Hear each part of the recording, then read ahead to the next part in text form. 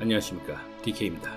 한국 전쟁은 25개국이 참전해서 제2차 대전 이후 세계적으로 가장 많은 나라가 참여한 전쟁이었습니다.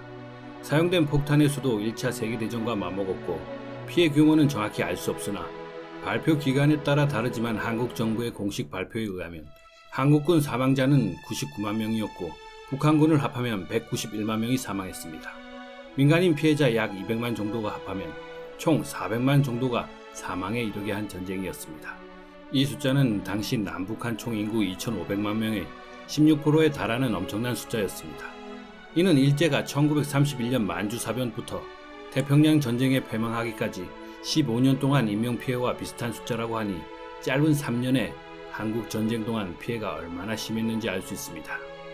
여기에 20만 명의 전쟁 미망인, 10여만 명의 전쟁 고아, 1000만 명이 넘는 이산가족, 인명피해뿐만 아니라 산업시설의 피해도 컸고 남한 지역에서 공장 44%, 기계설비 42%, 그리고 발전설비 80%가 파괴되었고 가옥의 절반이 파괴되었습니다.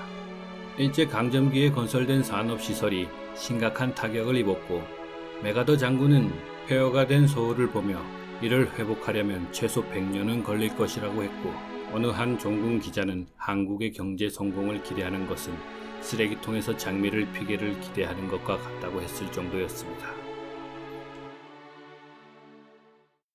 그런 대한민국이 한강의 기적을 넘어 IMF 경제 외환 위기를 겪으며 세계 최빈국에서 지난해 우리나라 총 생산 GDP 규모 세계 10위까지 올라서게 되는 나라가 되었습니다.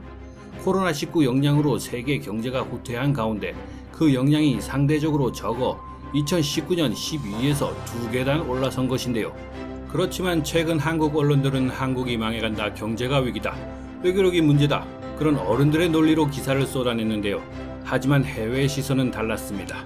우리만 모르는 세계 속의 대한민국은 코로나19 상황 속에서도 다른 어느 국가보다 달리 지금은 세계의 방역이 모델이 되었으며 BTS 기생충 K-드라마와 K-뷰티로 대표되는 한류라는 큰 흐름을 만들어냈으며 에어비앤비가 뽑은 코로나 이후 가장 여행하고 싶은 도시 1위에 서울이 선정되기도 했습니다. 그리고 국방력에서도 올해 미사일 사거리 제한도 해제되면서 한국형 전투기 KF-21의 공대지 미사일의 장착과 북한 전역을 때릴 수 있는 탄두 2톤의 사거리 800km의 괴물 탄도미사일 현무포를 개발과 현무포의 탄도 무게를 줄이면 곧바로 사거리 2000km까지 늘릴 수 있어 이미 중국과 일본의 현무의 사정권에 들게 되었습니다.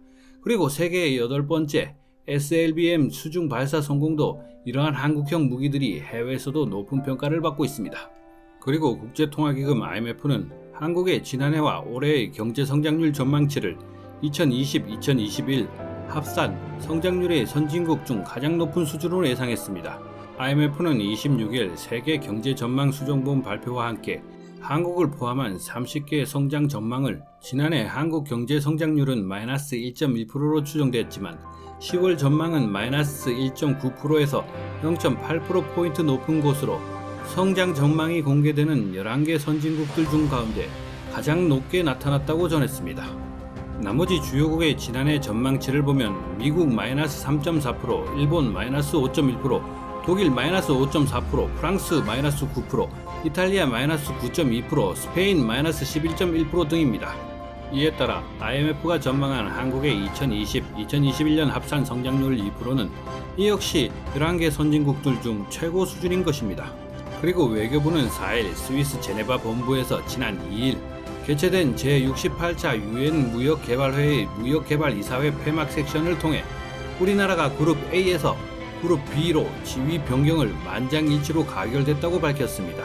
이것은 UN 무역개발회의가 설립된 1964년 이래 개발도상국에서 선진국 그룹으로 57년 역사상 회원국 지위가 바뀐 것은 194개 회원국들 중 한국이 최초인 것입니다. 회원국은 그룹 A, B, C, D로 분류해왔고 그간 한국은 100여 개 국가와 함께 A그룹으로 분류됐고 B그룹에서 의결권은 없지만 이번 결정에 따라 B그룹으로 공식 지위가 변경됐으며 미국, 영국, 독일, 프랑스, 일본 등 31개국이 속해 있는 B그룹은 한국까지 총 32개국으로 늘어나게 된 것입니다. 이것은 한국의 선진국 대열에 공식적으로 합류한 것입니다. 이에 불편함이 가득한 나라는 역시 일본인데요. 그들 언론 매체에서는 이와 같은 사실을 보도하고 있지 않은 상황입니다. 그리고 식민지 근대화론을 펼치면서 모든 것이 본인들의 근대화를 이루어 주었기 때문이라고 주장합니다. 이에 대한민국의 지위 변경을 할 때 일본도 반대를 하지 않았는데요. 이는 한국이 들어가면 본인들이 내어야 할 분담금이 줄어드니 나쁘지 않다는 주장과 도쿄올림픽을 앞두고 혼자만 삐쭉 반대하는 상황을 맞이하게 되는 입장이 난처해지기 때문이라는 시각입니다. 이제는 인정하기 싫어도 인정할 수밖에 없는 상황이 됐는데요. 이렇게 대한민국의 국격이 계속 올라가는 상황 속에서 G7 아니 G10이라고 할지라도 이제는 반대는 못할 것이라는 일각의 의견입니다. 외교부 관계자에 따르면 한국은 주로 공유자 입장으로 A그룹 안에서 할 수 있는 일이 극히 제한되어 있다며 이제 다른 선진국들과 대등한 위치에 오른 만큼 우리나라가 기여할 수 있는 부분이 더 커졌다고 강조했습니다. 그만큼 국제사회에서 경제적, 정치적으로 책임져야 할 일이 많아진 것입니다. 반세기 만에 세계 최빈국의 원조받는 나라에서 이제는 그들에게 도움을 주는 나라로. 오늘은 여기까지입니다. 감사합니다.